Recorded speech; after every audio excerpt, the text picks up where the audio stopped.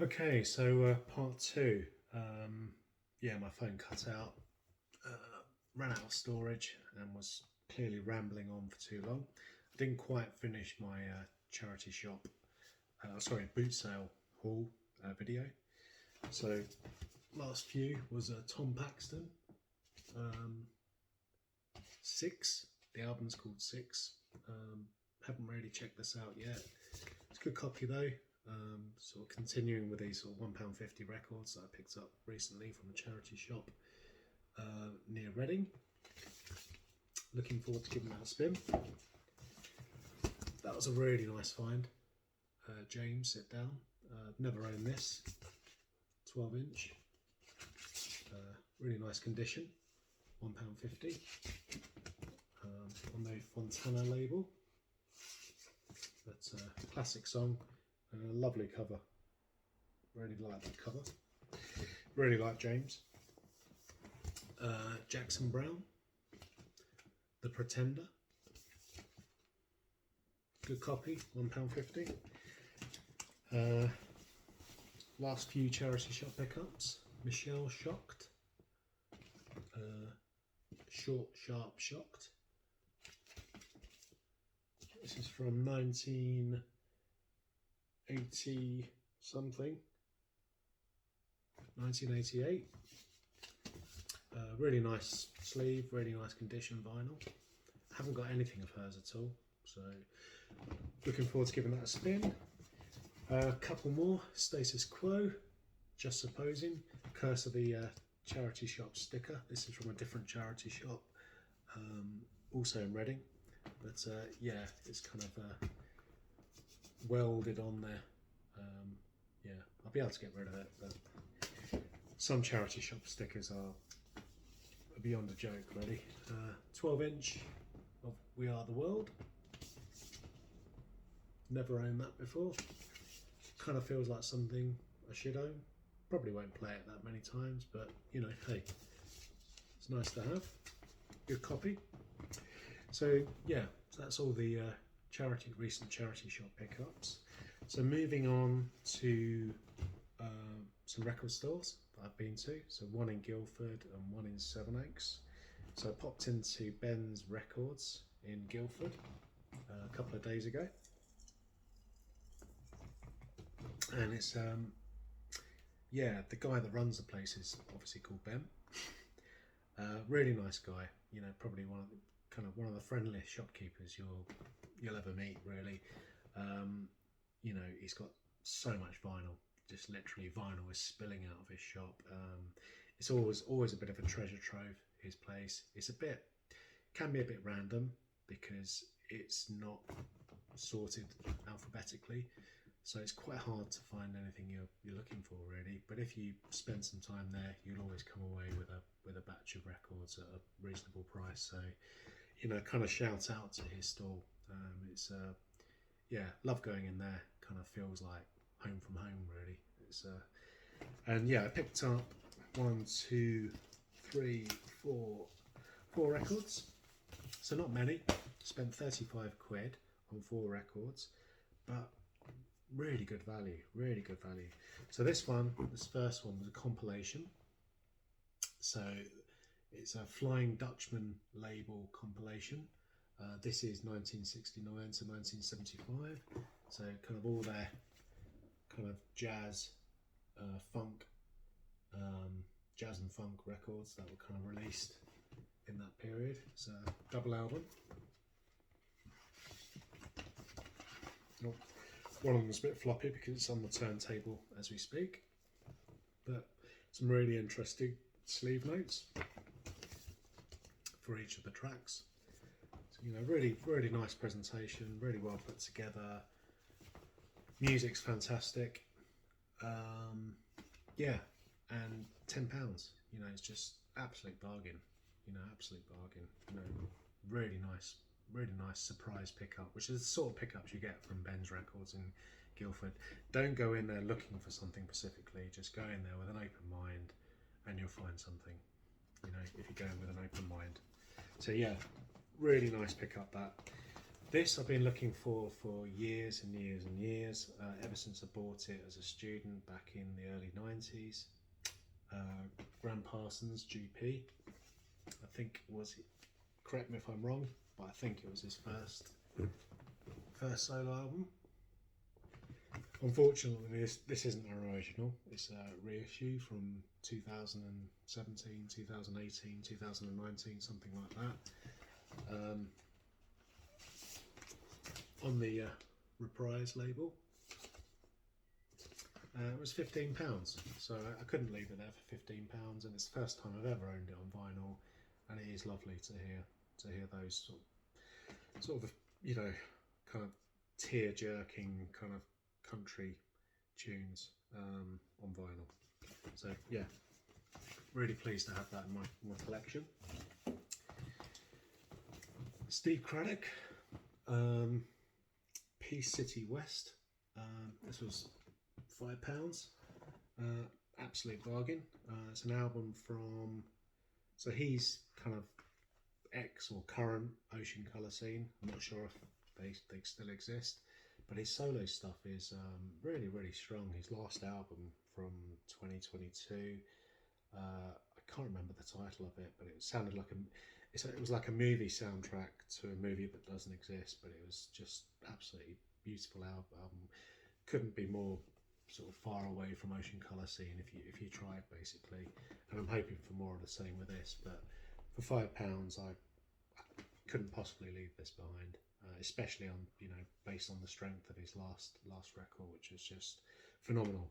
That was an instrumental. I don't think this is an instrumental, but yeah, I'm really looking forward to finding a little bit more about his solo stuff, really. Yeah, couldn't be further from The Day We Caught the Train. This was another record for £10. So it's a Bob Stanley, Paris in the Spring. So it's a compilation record, and this is the third Bob Stanley compilation record that I've picked up now. The other ones are, there's an electronic one. They're all themed, basically. Bob Stanley, who used to be, who still is actually, in Saint Etienne, who also sort of writes lots of music novels, including one that I'm reading right now about the Bee Gees. So he basically curates, you know, sort of different themed albums. So this one is obviously themed around sort of kind of obscure kind of songs from Paris, obviously, judging by the title. But I've also got an electronic album, so kind of like just obscure kind of early 80s electronic music. It's kind of like, you know, new romantic electronic music, and also 76 and the Shade, which speaks for itself. It's, you know, kind of the soundtrack of England's hottest ever summer, and and it's just, these compilations are just kind of amazing, really, because they're just not the obvious kind of music that you'd expect to hear. He just kind of just plucks them from unexpected places, and just, they're beautifully curated, they're beautifully sort of put together kind of works of art, really.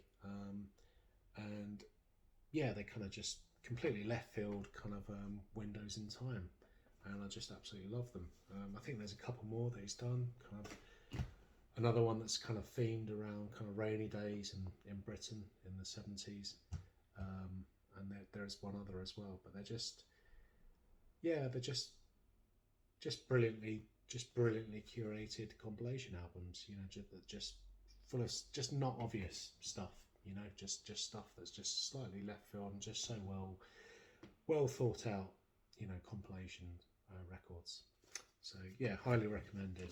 Any of the Bob Stanley compilations, but this one is Paris in the Spring, and it's highly evocative of Paris in the Spring. So yeah, they were the pickups from Ben's Records, and also another record store, I can't think of its name, but it's based in Sevenoaks.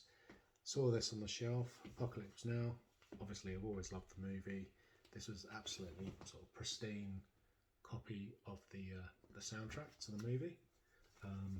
Haven't played it yet, but I gather a lot of it is quite is vocal, as well as kind of music from the movie, including the obvious "The End" by The Doors.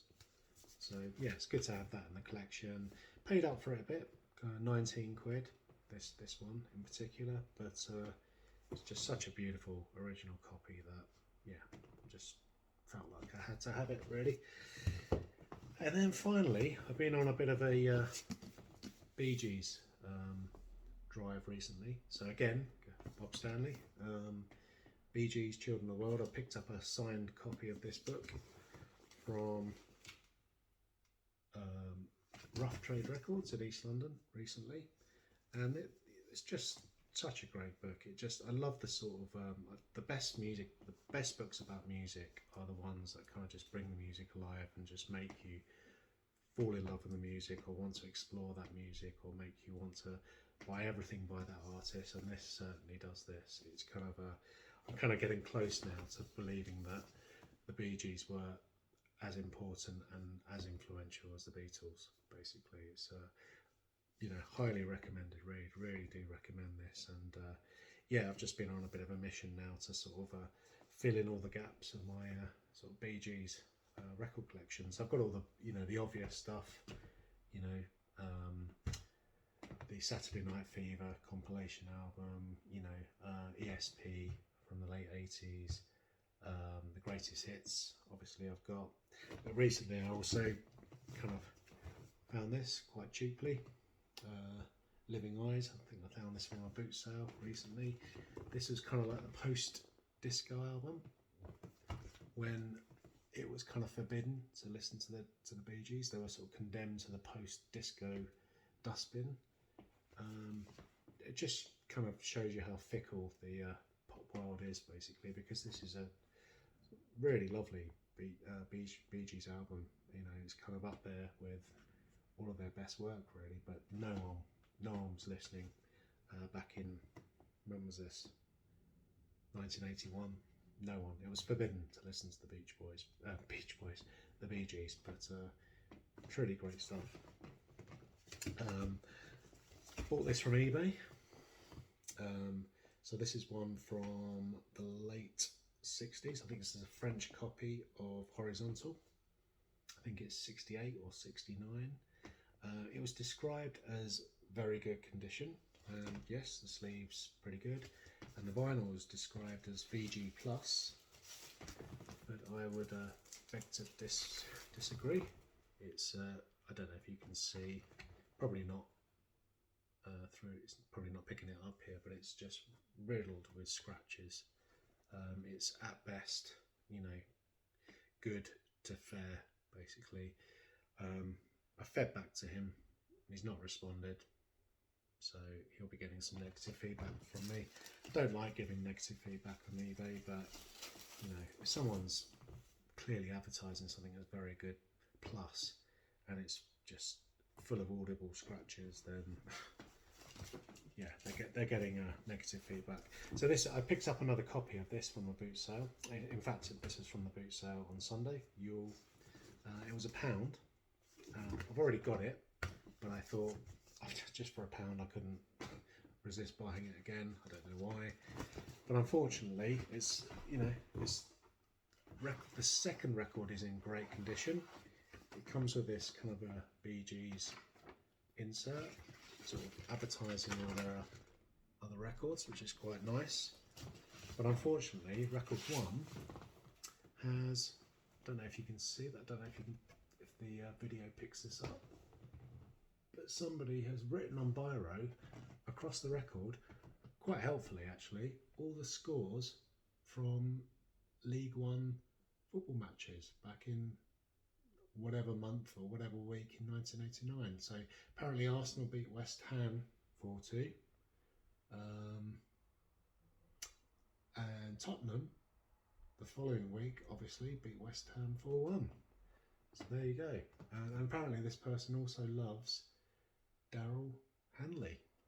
So yeah, so about as far away from a precious signed copy as you can get, really. Just yeah, the actual vinyl's been graffitied on. Doesn't affect the play too much, but certainly affects the resale value. So yeah, I don't know if you can see that, but why would you write on the actual vinyl itself, and why would you write all the football scores? Arsenal 4, West Ham 2. Well, there you go. Why would you write that on a Beach Boys, Bee Gees album? I don't know. Anyway, on that quite obscure note, I'll leave it, and I'll check in again soon when I've got another stack. I've changed the name of my channel to Vinyl Anonymous because it's getting out of control, and I'm running out of space. Okay, cheers, bye.